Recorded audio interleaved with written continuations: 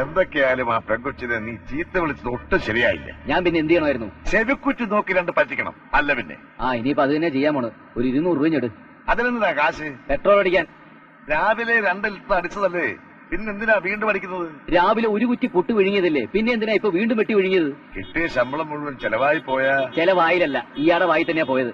എന്റെ പേഴ്സ് കാലിയായാലല്ലേ സ്വന്തം പേഴ്സ് തുറക്കൂ. കാശെട്.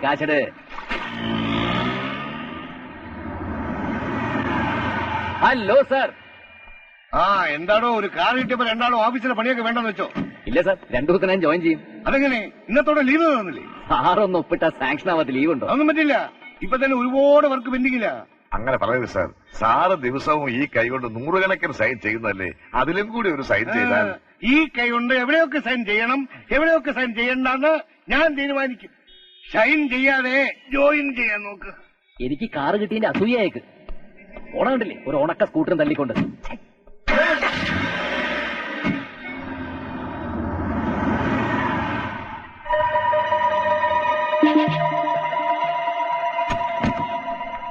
മുതലാളി, ഇന്നലെ പെട്രോൾ അടിച്ചിട്ട് കാശ് തരാതെ പോയ കാർ വന്നിട്ടുണ്ട്. എടാ ജോസേ, വാസു വാ.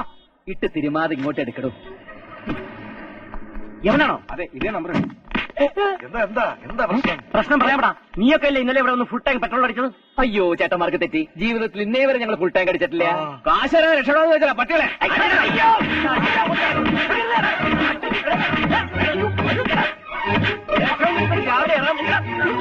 പോയി എന്റെ വാച്ച് പോയി.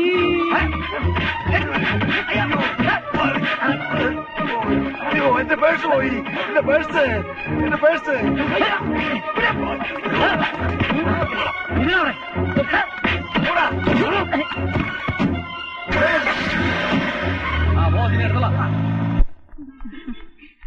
അതൊന്നും സാരല്ലെന്നേ, നാളെ തീർത്താ മതി. ശരി, നാളെ കാണാം.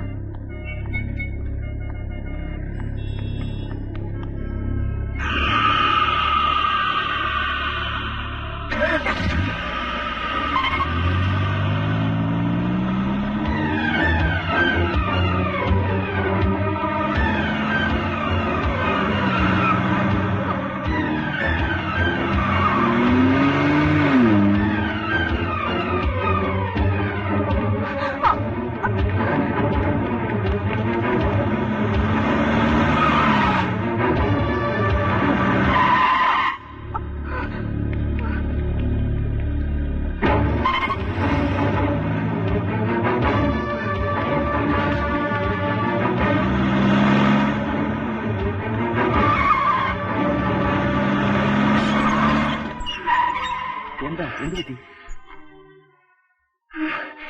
ഒന്നുമില്ല.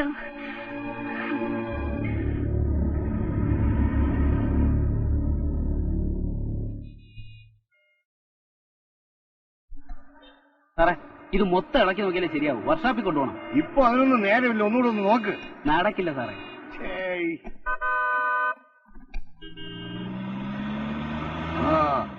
എന്റെ ഓഫീസിൽ സ്റ്റാഫിന്റെ കാർ വരുന്നുണ്ട്.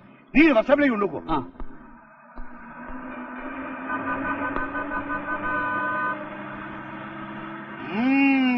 എടാ മഹാദേവ, നല്ല സ്പീഡാണല്ലോടാ.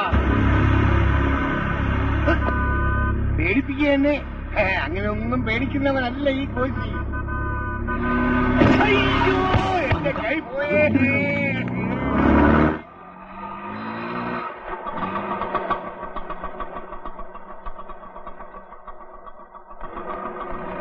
കുട്ടി വന്നോ? എന്തിനാ സാർ കാണണമെന്ന് പറഞ്ഞത്? കാണാനല്ല, കാണിക്കാനാ വിളിപ്പിച്ചത്. ഈ കിടക്കണല്ലേ കാറ്? അതെ സാർ. കമോൺ.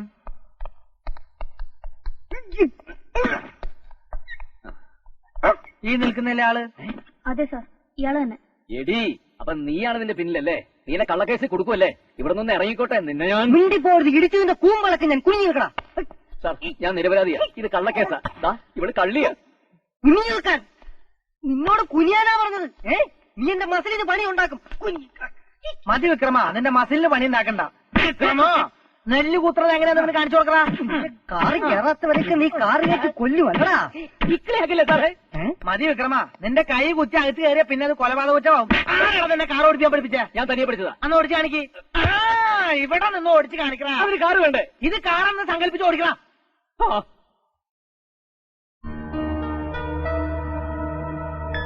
ഉം. ഉം.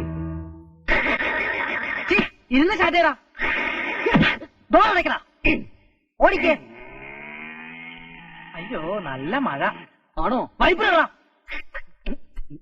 ദേ നിൽക്കണൊരു പെൺകുട്ടി. എവിടെ? വായി നോക്കുന്നുടാ റാസ്കൽ. ക്ലാസ് കേട്ട് പോടാ. സ്പീഡി പോടാ. സ്പീഡി പോടാ. ചെയ്യണം. പോടാ.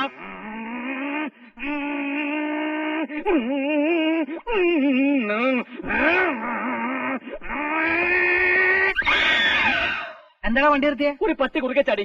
ആ മതി മതി ഇറങ്ങ്. ഓ. ആ കുട്ടീനെ ഒന്നുകൊണ്ടും മേടിക്കണ്ട. ഇവനിനി ആരും ഇടിക്കില്ല. നല്ല പോലെ കാർ ഓടിക്കാൻ പഠിച്ചില്ലടാ. ഉവ്വ്. ആ നീ ഇനി പെൺകുട്ടികളെ ഉപദ്രവിക്കോ? അയ്യോ ഇല്ല. എന്റെ ഷർട്ട്. ആ ഞാനൊന്ന് പോയി റെസ്റ്റ് ചെയ്തിട്ട് വരാം. എന്റെ അമ്മേ എന്തൊരു വേദന. എന്നെ ഞാൻ കാണിച്ചു തരാം മടി. ചൂലെ പുല്ലെ. എടാ നിനക്ക് എപ്പോഴാ സെല്ലുലാർ ഫോൺ കിട്ടിയത്? ഇത് സെല്ലുലാർ ഫോൺ കിട്ടിയതല്ല, എന്റെ ചെവിയുടെ കല്ലുലാർ പോയി കിട്ടിയതാ. അയ്യോ.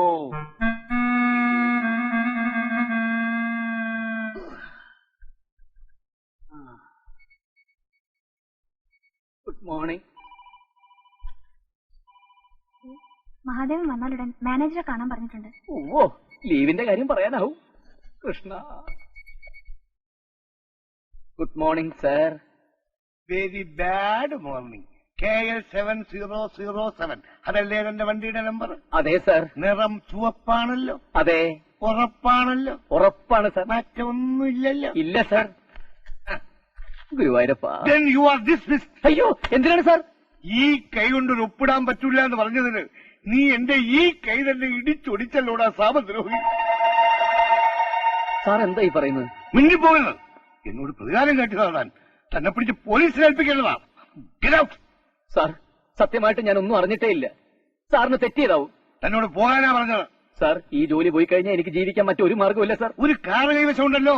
വല്ല കള്ള ടാക്സി പഠിച്ച് ജീവിക്കേ പോ. Sir please. I say you get out.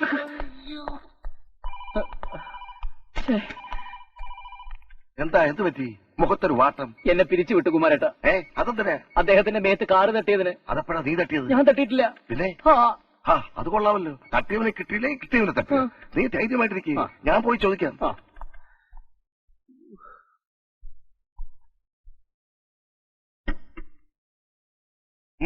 എന്താ സാർ? മഹാദേവ് സാർ ഒരു പാവമാണ്, നിരപരാധിയാണ് സാർ. സാറിനെ വണ്ടി ഇടിച്ചത് മറ്റാരെങ്കിലും ആയിരിക്കും. തനിക്കെന്തായിട്ടാണ് നിശ്ചയം? ഞാൻ എപ്പോഴും ആ കാറിൽ ഉണ്ടാവും സാർ.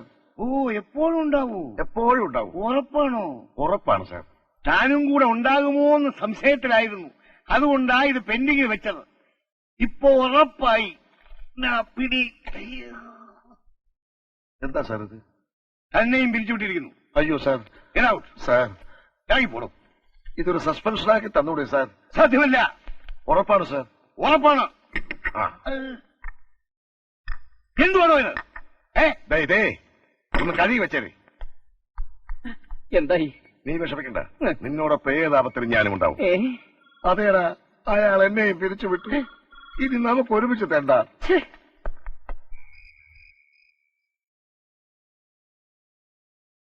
എന്തോ കാര്യമായ തകരാറുണ്ട്. ഹെഡ്ലൈറ്റിന്റെ അല്ലേ, ഞാനത് ശരിയാക്കി.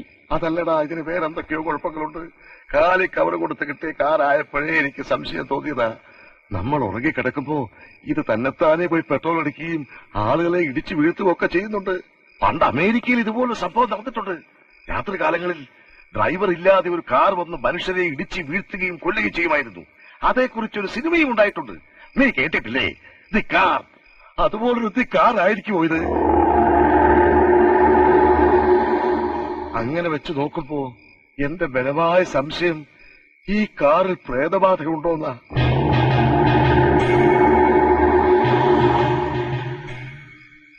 അല്ലെങ്കിൽ നീ തന്നെ പറ, ആ പെട്രോൾ പമ്പുകാർക്ക് തെറ്റുപറ്റിയതായിരിക്കാം.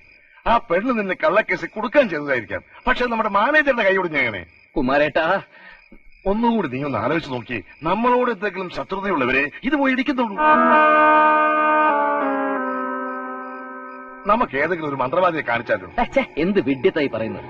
പിന്നെ ഇതൊക്കെ എങ്ങനെ സംഭവിക്കുന്നു? കാറിന്റെ പുറത്ത് കൂടണമെങ്കിൽ അത് മറുതായിരിക്കും. 2ാം സമ്മാനമായിട്ട് ആ ഫ്രിഡ്ജ് അടിച്ചാ മതിയായിരുന്നു. ആ ഇപ്പൊ വീട്ടിനകത്തിലും കിടന്നുറങ്ങാം. അതായിരുന്നെങ്കിൽ രാത്രി നെഞ്ചത്തി എവിടെയായിരിക്കും നടക്കുന്നത്. ഞാൻ ആലോചിക്കായിരുന്നു കുമാരേട്ടാ, ഈ കാറ് നമ്മുടെ കൈ കിട്ടിയ ശേഷം ഉണ്ടായ ഓരോ മാറ്റങ്ങളെ. ഓ, നശിപ്പിച്ചു. പണ്ടാരത്തിന്റെ കാര്യം എങ്ങനെയെങ്കിലും മറക്കാൻ ശ്രമിക്കുമ്പോഴാണ് അവന്റെ ഒരു മഹാദേവ. ഇതിനെ ഇനി കണി കാണുന്നത് പോലും നമുക്ക് ആപത്താണ്. ഞാൻ പറയുന്നത് നീ ഒന്ന് കേക്ക്. നമുക്ക് ആർക്കെങ്കിലും കിട്ടുന്ന വിലക്കില്ലേ വിൽക്കാം. ഇല്ലെങ്കിൽ നമ്മുടെ രണ്ടുപേരുടെയും ജീവിതം തകർത്തിട്ടേ ഇത് ഇവിടുന്ന് പോവും. അതിനും വേണ്ടി ഇവിടെ എന്താ സംഭവിച്ചത്? എന്റെ ദൈവമേ, സംഭവിച്ചതൊന്നും പോരെ നിനക്ക്? ഒന്നുമില്ല കുമാരേട്ടാ. കുമാരേട്ടന് ഗീത അറിയില്ലേ? പിന്നെ സിനിമാ നടി ഗീതയല്ലേ? ഭഗവത്ഗീത. ഓ. സംഭവിച്ചതെല്ലാം നല്ലതിന്, സംഭവിച്ചുകൊണ്ടിരിക്കുന്നത് നല്ലതിന്, ഇനി സംഭവിക്കാൻ പോകുന്നത് നല്ലതിന്. അതെ, പെട്രോൾ പമ്പ് വെച്ച് തല്ല് കൊണ്ടതല്ല ഇത്. പോലീസുകാരടിച്ച് സൂപ്പാക്കിയതല്ല ഇത്. ഉണ്ടായിരുന്ന നല്ലൊരു ജോലി നഷ്ടപ്പെട്ടത് വളരെ നല്ലത്. സംശയം എന്ത്?